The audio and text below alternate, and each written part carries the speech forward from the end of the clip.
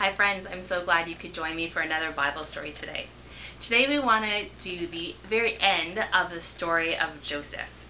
And we ended off last time with Joseph having just been made the governor or the second in command to Pharaoh, the king of Egypt. He was the governor over all of Pharaoh's country, the country of Egypt.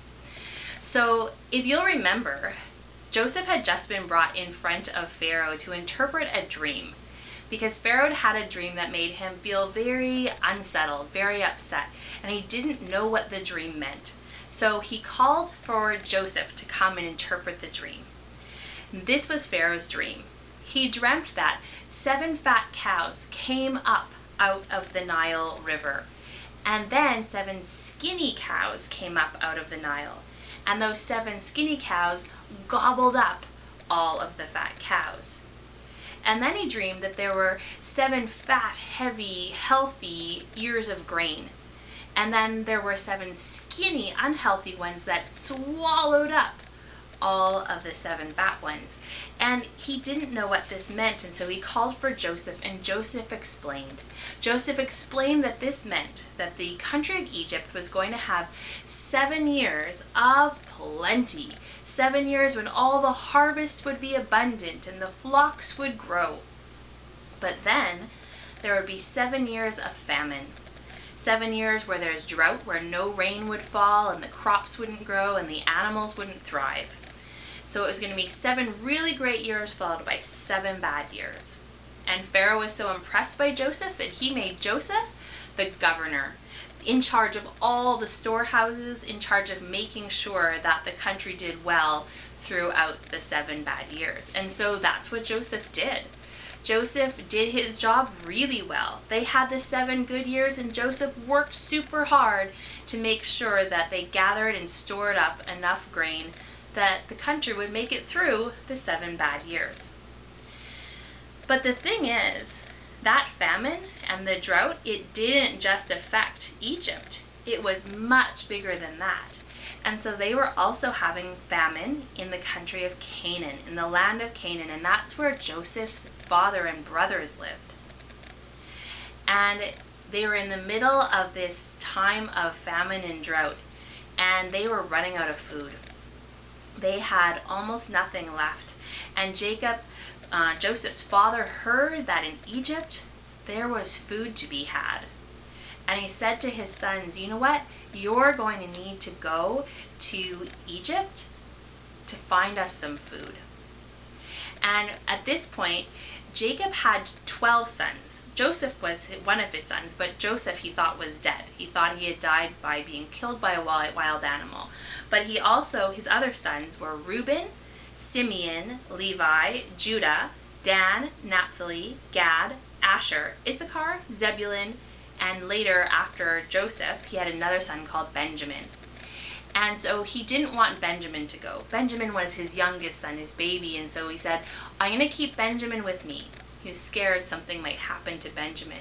But he sent off his other 10 sons to go to Egypt to look for food, to try to buy some food. So the brothers gathered up all of their stuff and they loaded it into carts and made sure that they had room for all the grain that they might be able to bring back, and they traveled to Egypt. And as they were traveling, they gathered alongside lots of other people who were all streaming to Egypt in search of food. When they finally got to Egypt, they were brought in front of the governor of Egypt, and they were intimidated. They were afraid. The governor was a powerful man, someone who had the control over all the storehouses of Egypt. The governor could determine whether they would get to take home food or not. So they bowed down before the governor, and they didn't recognize him. They didn't recognize that the governor of Egypt was their brother that they had sold into slavery. And well, how could they have recognized him? It had been years since they had seen Joseph, and Joseph had just been a boy back then. So Joseph had grown up, and now he wasn't dressed like an Israelite, he was dressed like an Egyptian, and not just an Egyptian, but Egyptian royalty. So they didn't recognize Joseph, and they were afraid, and they bowed down before him. But Joseph recognized his brothers. He recognized them, and he was filled with all kinds of emotions. He didn't know what to do, but he was feeling pretty angry. And so he looked at them and said, "Where are you from?" And they said, "Well, we're from Canaan, and we're just here seeking food." And he said, "You are not coming for food. You are spies. You are spies who are coming to see what our weaknesses are so that you can overtake us." And the brothers were like, "No, no, no, no, no, no, no, no, no, we are not spies. We're just brothers. We're just brothers, and we left our youngest brother at home with our dad, and we're just brothers here seeking food because of the famine. It's in Canaan, and we don't have any food, and we're going to starve to death, and please, we just need some food. We're not spies."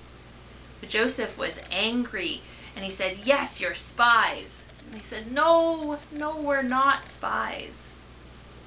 Well, Joseph was still pretty angry, but he said, "Okay, what I'm going to do is I'm going to give you some food. Then you're going to go home, and you're going to come back with your youngest brother. You're going to all come back together and prove to me that you're not spies. And to make sure you do that, I'm keeping one of you here with me." So Joseph took one of the brothers and put him in the jail, in Pharaoh's jail, and the rest of the brothers he sent off. He packed up their food and sent them off back to Canaan. So the brothers went home to their father Jacob and said, "This is what's happened. We met the governor, and he said we could have this food, but we have to come back, and we have to bring back Benjamin, the youngest brother." And Jacob was upset. He didn't want Benjamin to go. He was afraid that something would happen to him, and rightly so. One of his other sons is still over in jail in Egypt. But eventually, all that grain that they brought home, it ran out, and they had to go back. So they packed up their carts again, and they took Benjamin, and they traveled all the way back to Egypt, and they went before the governor. And the governor Joseph, he was overcome with emotion when he saw them. He was so filled with emotion that he sent all his servants and all the guards out of the room. And his brothers were pretty afraid. They didn't know what he was about to do. He was a man with a lot of power. And Joseph began to cry. And he said to them, "I am Joseph, your brother." His brothers sat there with their mouths just hanging open. They didn't know what to do. And Joseph said, "I'm your brother Joseph. Tell me, is my father still alive?" And they were too scared to answer him. They had sold him into slavery. What if he killed them or put them in jail or something? And Joseph could see how scared they were, and he said, "You sold me into slavery, but I forgive you. I mean, it was bad, but God has done amazing things with me. He's made it possible for me to save thousands of lives here. Please just tell me, is my father still alive?" And the brothers wept, and they said, "Yes, he's still alive," and they hugged each other. And Joseph said to them, "Look, you need to go back to Canaan, and you need to get our father. You need to gather all your families together and all your flocks and everything you own, and move here to Egypt and stay with me, because this famine is supposed to last another 5 years, and you're not going to survive. So go home, gather everything up, and come back, and you can live here with me, and you will have enough." So those brothers, they traveled back to Egypt. They took the grain they needed, and they went back to Egypt and told their dad what happened. And he did not believe them. Not surprising. They had told their father that their brother died by being killed by a wild animal years ago. But they told him everything that had happened in Egypt. They told him everything that had happened, and they showed him all the things that Joseph had sent back with them, all the food, and slowly their dad came to believe that it was true.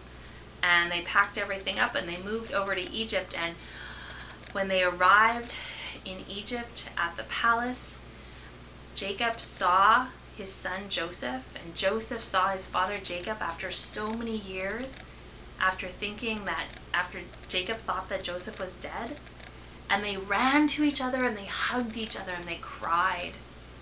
They were so happy to be together again. And Jacob said to Joseph, now that I've seen you alive again, I can die at peace.